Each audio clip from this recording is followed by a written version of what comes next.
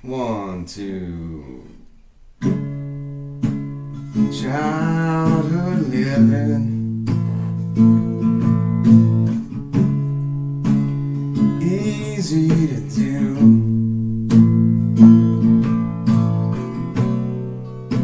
Things that you wanted, I bought them for you.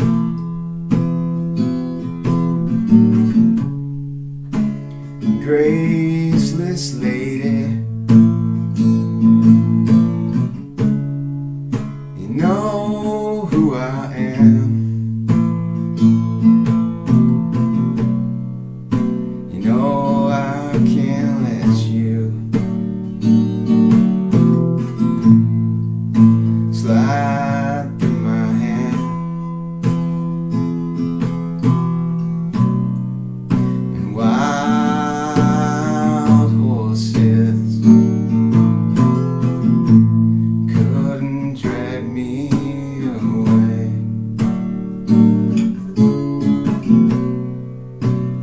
Wild horses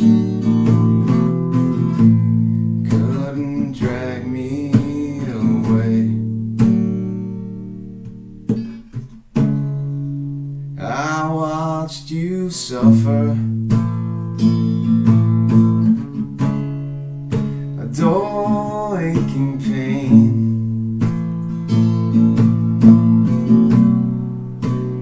Now you've decided to show me the same.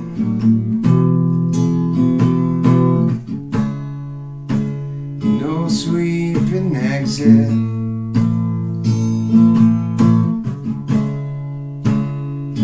all stage lines can make me feel better. Treat you unkind.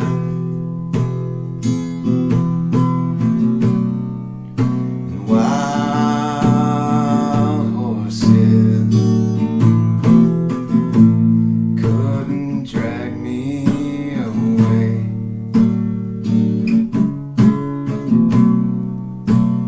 Wild horses couldn't drag me away.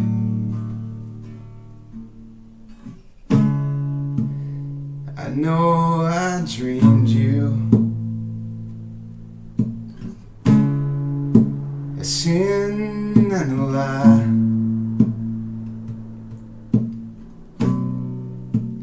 I have my freedom, I don't have much time. Faith has been broken, tears must be cried. Let's do some living after we die.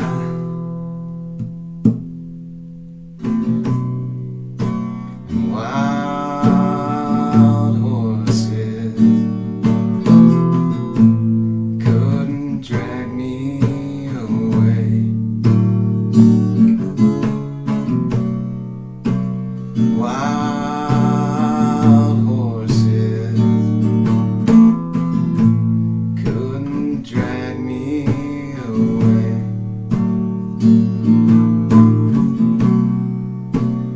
Wild horses couldn't drag me away.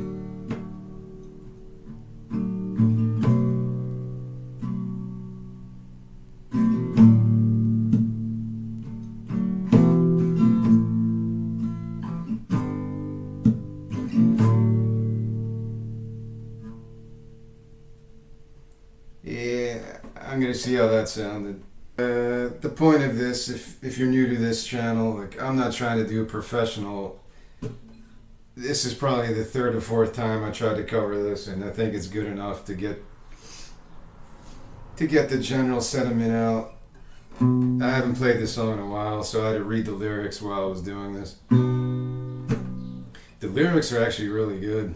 Like, let's do some living after we die. That's a good line. I don't even remember half of these words. I tried to learn this song a long time ago. It's probably my favorite Rolling Stones song.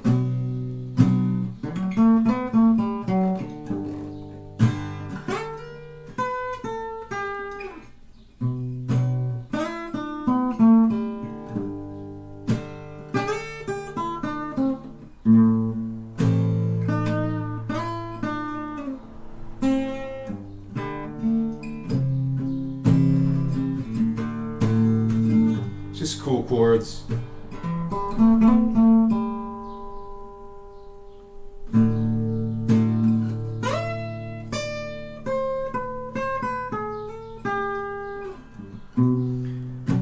I like the chords. The arrangement of the song is really cool. It's kind of different than other songs.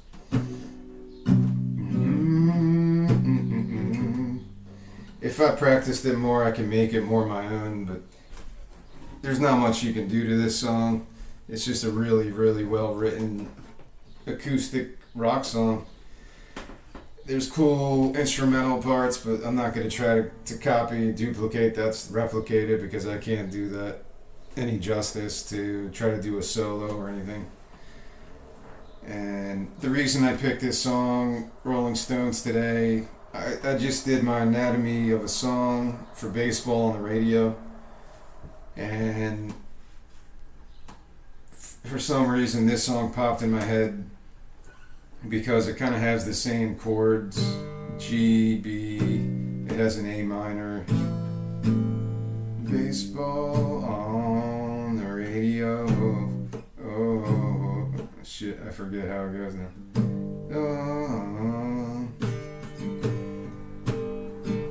Radio.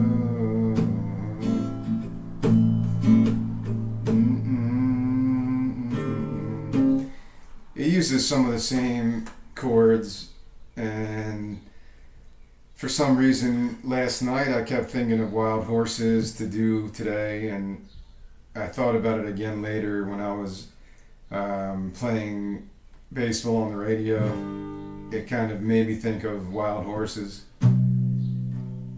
And yeah, I really like this song. I'm not a huge Rolling Stones guy. I don't know all their stuff. I know like the radio songs and some of their deeper stuff, like, but I know there's crazy Rolling Stones fans that know all their B-sides and rarities and bootlegs. Bands like Pink Floyd, Rolling Stones, Aerosmith. Like, people really get addicted to these bands, so I'm not at that level. I respect them. Like, they still perform. Their last album had some cool songs. I listened to it. Whatever it was called, Hackney Diamonds or something. I thought I had some good songs. But yeah, I'm not a part of that generation that grew up with the Beatles or Rolling Stones, but I appreciate it. And yeah, this is one of my favorite songs. I would consider this song definitely one of my favorite songs because it's so good on an acoustic guitar.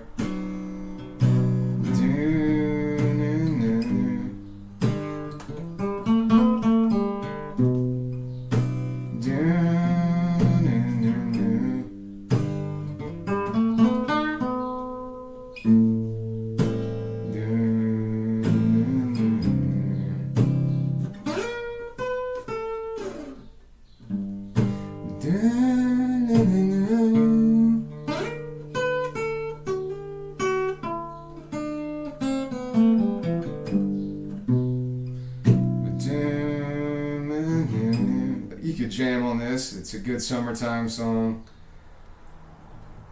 I know there's other covers. Mazzy Star was the one I kept thinking of. She does a great cover of this. I'm sure a lot of people cover this song.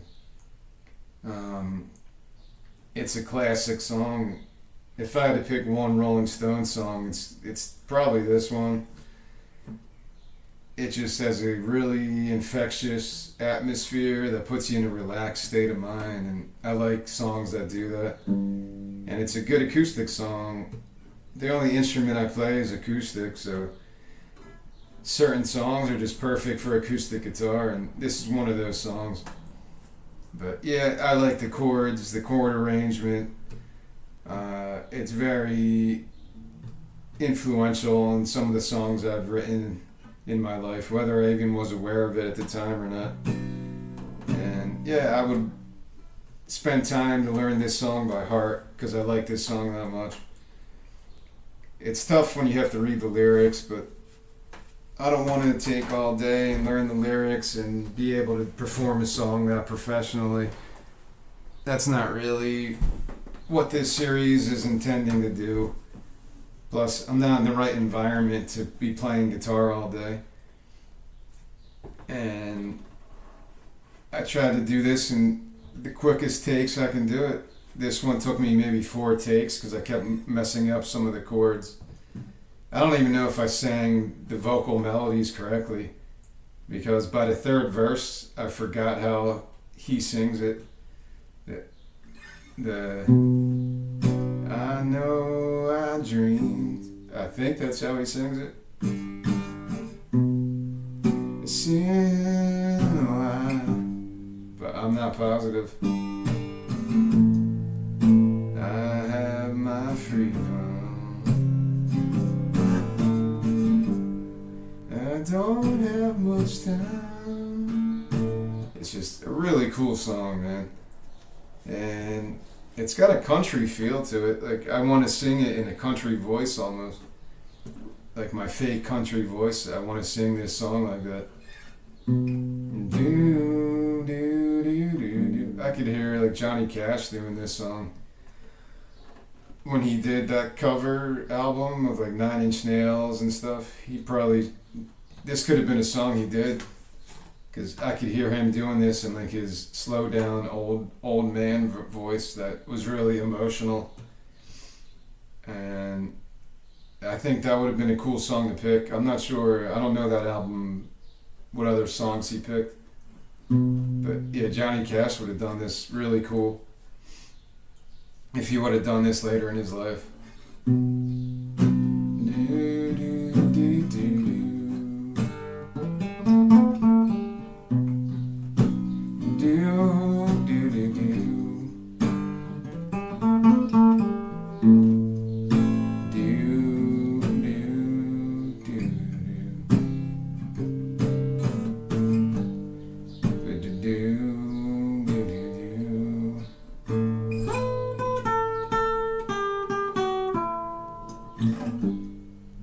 Yeah, I can't say it enough. I love this. The chord arrangement of the song is so cool. And it's just got a really cool laid back vocal melody. I don't know if it's easy to sing this, but it's easier for somebody like myself who can't really belt stuff out. You can kind of get breathy with this and just kind of get all just whatever's natural.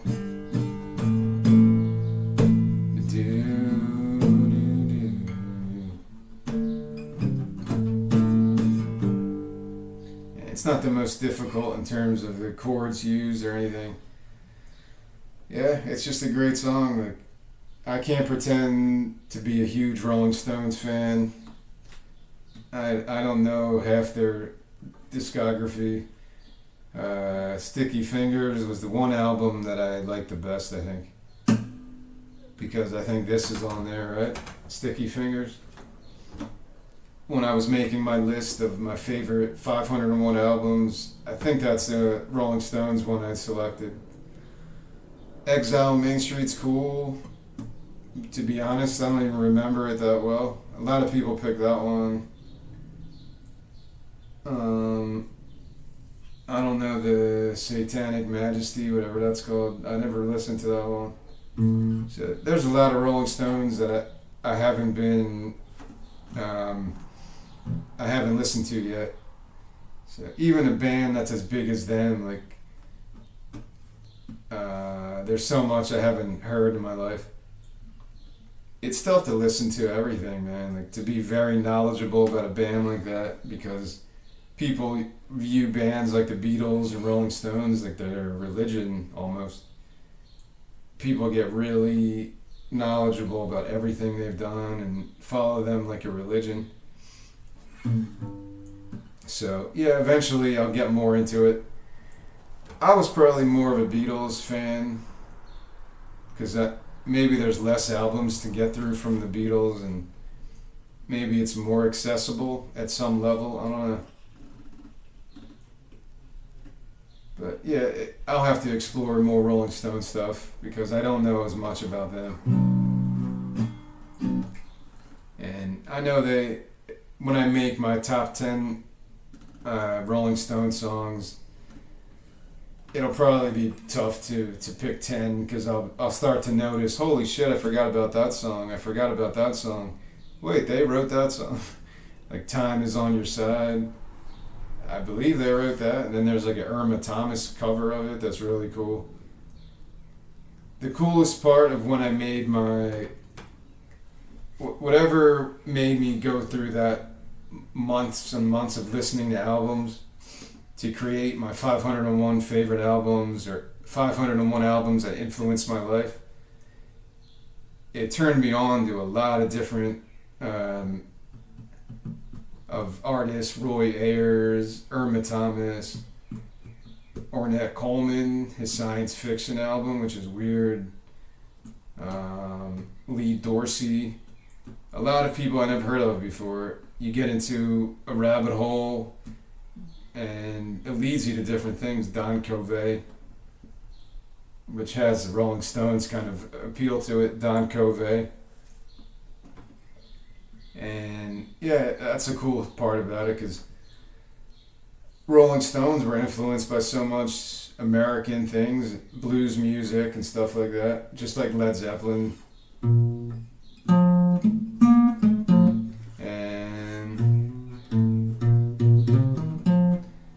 It's cool to go trace the roots in a way of how they formed their style or what they were listening to, because they're growing up in like the 50s or 40s, 50s, I don't know. They're making music in the 60s, and it's probably hard to listen to blues music in America. Like you have to get certain records, and for the youth of today, put yourself in that time warp where you don't have Spotify, you don't have all these instant access to any song you could possibly imagine. Be like, it's totally a different scope of learning how to play music or being influenced by something. You have to put it on a record and play the record over and over again and try to play along to it. Like shit like that's just pretty crazy to think about. I said the same thing when I wrote my book. Like, what if I didn't have computers? I had to write my book with a typewriter. I'd still be doing it. It would have taken me like 10 years to do without spell check and grammar checks and all these other digital conveniences that you don't have to use a typewriter or a word processor or write it out by hand. Like, it's crazy to think about the level that technology has gotten to and where it's going to go from here. Like, what will people think about in 100 years from now and be like, wow, I can't believe people had to do that. I can't believe people had to use their vocal cords. Now everything's telepathy. People don't even communicate verbally anymore. Like 100 years from now, everything's going to be just that, or some different kind of communication where you don't even need language anymore. Like some weird shit's going to develop like that. And people will look back at this video. Look at this bozo. Bozo. Look at this dickhead. Trying to talk about modern conveniences. He doesn't even know where technology is going to go in 50, 60 years. So yeah, it's crazy to think about. But people in the Rolling Stones, when they had to listen to Muddy Waters or somebody who influenced them, they had to get the record and learn a different ways to tune their guitars and shit. And it's crazy to learn about that stuff. It's interesting because I could go on YouTube and watch somebody explain how to play this song or do the solo, and that wasn't available like 50 years ago. When I first learned guitar in the 90s, I had to use guitar books to learn chords and all that stuff, and I didn't have the internet until maybe the mid 90s or so. So it's cool to think about that stuff. Would I have been able to learn this song if I didn't have all these? I could go on Google, give me the guitar tablature for Wild Horses, and 5 seconds I have all the chords and how the song goes. Like, if I didn't have that, would I be able to figure this song out? Maybe. I think I could to some degree. Maybe I'd mess up a little bit because I'm not the most learning by ear person. Like, it would take me a long time to figure this song out if there wasn't a video of it or somebody took the time to write a tablature out like that. So it's kind of cool. I guess I'll end it here. The message of this song is pretty universal. Like, anyone in the world can appreciate this song anywhere you live, because no matter the system you live in, the religion, the politics, whatever ism that you're immersed in, everyone has that surge of, you want to call it freedom or just individualism, to step out of tradition and think of something new and fresh. That's kind of what this song kind of brings to me. It might be more like, I'll probably look this up and it's really just about a love song or something, but it probably is something to do with that, because it seems like he's talking about that. Maybe he's just womanizing or some shit, I don't know. But it makes me feel like that, like when you feel stuck mentally or physically, all those ruts that you get into. And he even talks about it in this: faith has been broken, tears must be cried, let's do some living after we die. Yeah, they're not the most crazy poetic lines, but it gets the job done. Like, I like that line a lot: let's do some living after we die. That's a pretty cool line. I like that. So yeah, everything about this song, to me, it's a perfect song. It's got cool lyrics, cool vocal melodies. I like the acoustic arrangement of this. I've never seen them play live, so I don't think I have. I might have worked at a concert once years ago with the Rolling Stones. I don't remember. I used to vend beer at like Lincoln Financial Field, and I'm not sure if the Rolling Stones ever were one of the bands I worked. I forget. I know I worked Elton John, Billy Joel numerous times, Guns N' Roses once, U2 once. So maybe the Rolling Stones, I don't remember. Paul McCartney once at Citizens Bank Park. So I have to look up how they play this, if it's all acoustic or if they add electric guitar solos or not, because I'm honestly not sure how they play this live. But yeah, that's about it. I could ramble more, but that's the general why I picked this song, how it has influenced my songwriting, and yeah, I can't say much more than that. I just love this song, man. Like, you know, those nights where back in the day we used to hang out, and when I was in the groove, just thinking of songs to play on people's acoustic guitars, like this song always popped in my head. because it's a good sing along.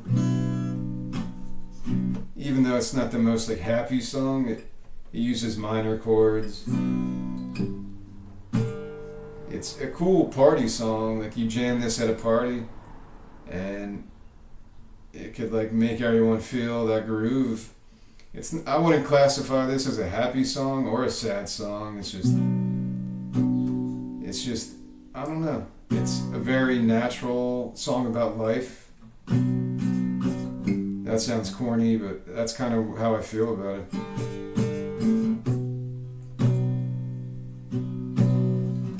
Like, I don't care. I probably heard this song hundreds of times, but if it comes on the radio, like I'd still be happy to hear it again. So that's why I had to pick this song. Last night, because usually I pick a song and I try to practice it, but lately I've just been kind of doing it off the cuff like this. Pick a song the night before, because in reality, yeah, there's hundreds of songs I could pick for this that have been influential in my life. So it's tough to say, what should I do this week? What should I do this week? Because there's so many songs to pick from. And for some reason, this song just kept popping in my head. And yeah, that's about it. I love everything about this song, and I'll have to learn it by heart one day, so I'll be able to get through it without looking at the words and the chords on my computer screen. That's where I want to get to, but to get to that point, yeah, I'd have to spend all day memorizing the lyrics, and I don't really have the time for that right now.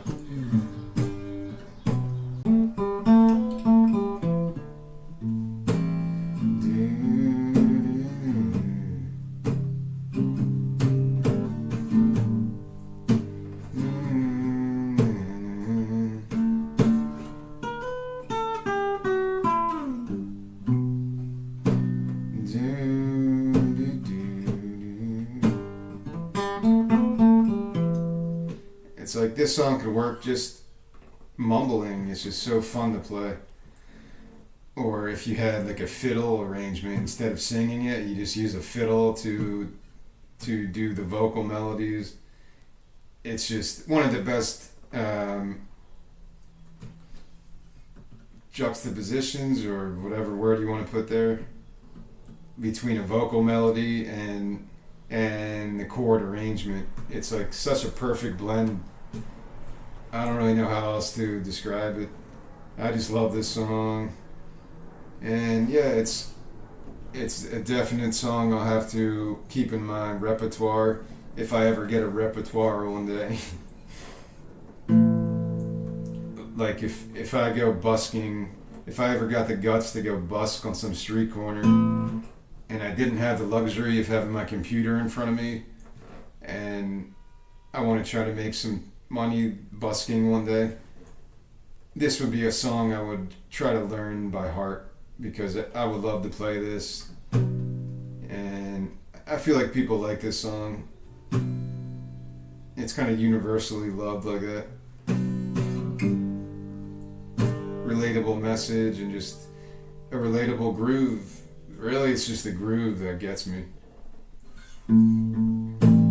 Wild horses couldn't drag me away. Wild horses couldn't drag me away.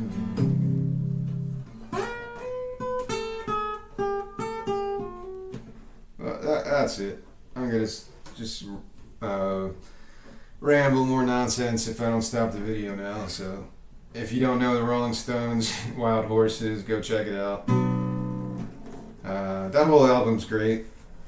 Sticky Fingers, you can listen to that whole album front to back, and it's very enjoyable. It's good summertime music, so maybe that's kind of what I'm why I'm picking some songs right now to connect to the warm weather and the summertime. And yeah, that's about it. Go listen to some music.